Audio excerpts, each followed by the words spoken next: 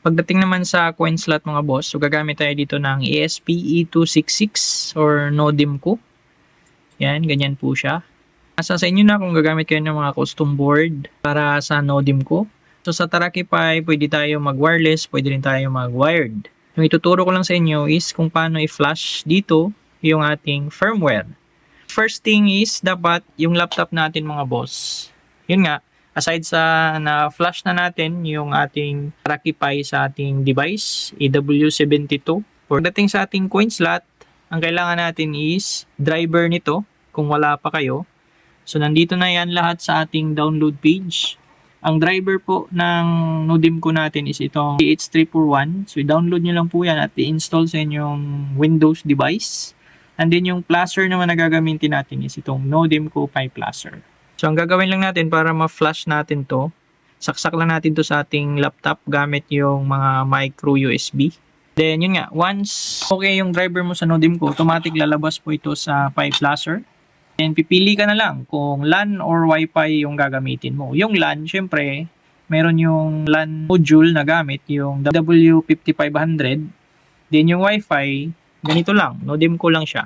At ayun na nga mga busing, nakasaksak na siya sa ating laptop gamit yung ganitong wire. And then, punta lang tayo sa ating Pi Flasher. Ito po siya.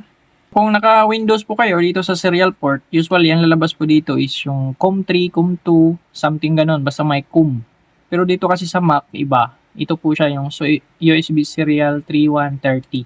So yun yung isi-select ko. Then dito sa Nodimco firmware naman, hanapin ko lang yung ito Wi-Fi na firmware natin. And then dito sa baud rate, hayaan lang natin siyang naka-default 115-200. And then flash mode, dual, and then dito sa erase flash, yes, swipe all lang natin mga boss, then flash.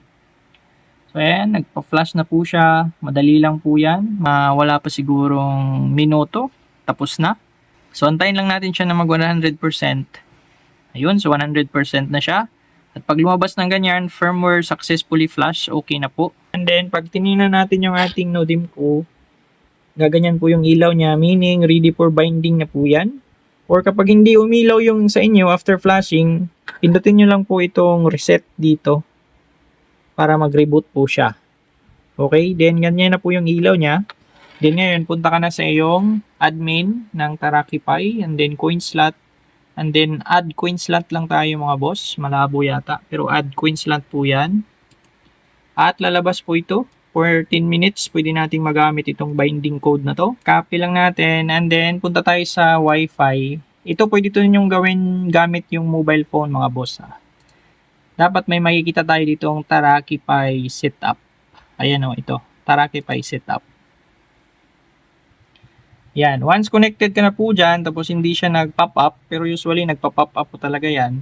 I-type nyo lang po 192.168.4.1. Yun po yung IP niya. Then dito, pipili lang po kayo ng SSID kung saan nyo po i-connect yung ating coin slot. So dito natin siya i-connect sa Taraki Pi Wi-Fi. By the way, bago po kayo dito mag-bind, dapat baguhin nyo po muna yung SSID ng inyong Compass device. Kasi by default, naka-Taraki Pi Wi-Fi po siya. So baguhin nyo po muna bago kayo mag-bind. And then, ilagay nyo lang po dito yung code. Ayan. And then, pwede po kayong mag-set dito ng another pin dito sa advance. Kunwari, hindi nyo gagamitin yung default na pin, yung D1 at saka dito. Gusto nyo yung iba, so pwede rin po. The rest is okay na po siya, yun lang naman. Then, save lang. Ayun, save. Then, mawawala po ito. Antayin lang natin, mga ilang seconds lang, mawawala po siya. Sa mobile, mawawala po siya. Iwan ko lang sa Windows at saka sa Mac. Then, pag pumunta po kayo dito sa inyong admin dashboard, dito, then, refresh nyo konti. Ayun. So, may makikita na kayong coin slot online. So, yun lang po. Ganun lang po kadali yung pag-bind. So, pwede nyo na po siyang gamitin agad-agad.